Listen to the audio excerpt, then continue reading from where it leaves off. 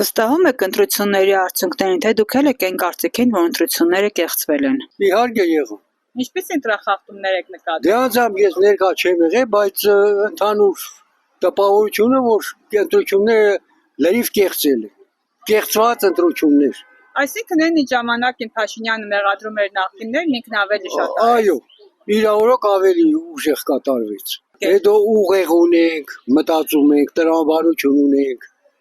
Միայն լսելով բանով հոսերանամ չենք բանանում։ Ամեն ասացի ու չենք հավատում։ Դե էլի ժողովուրդն է մեղավորն է բան տա։ Իրանց մեջից չէ որ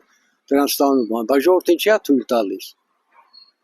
Ժողովուրդ չպետք է թույլ տա, այդ եմ ասում։ Ժողովուրդը պիտի ոտքի կանգնի, միասնական, միանան, ոտքի կանգնեն եւ իրանց հարցերը լուծեն։ Մի ոնց ասում, գյուղ կանգնի գերան կոտրի, չէ՞ ժողովրդական ասացված կա։ Շատ դժգոհ եմ ընտրություններից։ Դա այդ ինչ էր, այդքան 16 քարտը բանը 18 բանը միանգամից տալիս են այն տեղը ամբիոնը, որ ես ընտրել եմ, տեղ թափած այս սենց սեղանի վրա, սենց հազարներով թափած էր։ Ու հետո ես փոշմանել եմ, որ այդ մնացածը չեմ վերկալեն ճղել, մանավանդ 16 համարին ճղել։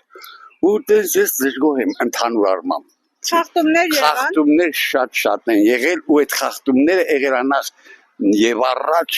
հենց ընտրման այդ ձևը շատ սխալ էր, շատ անարդար է եղել, ամեն ձևով անարդար է եղել։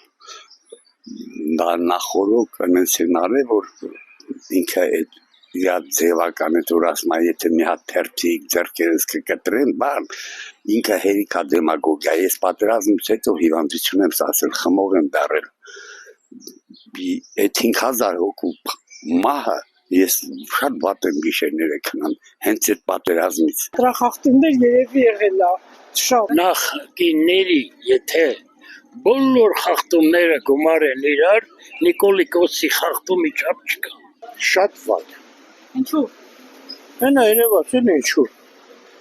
Օրինականություն ոչ մի բան չկար աղջիկ ջան։ Նախկինները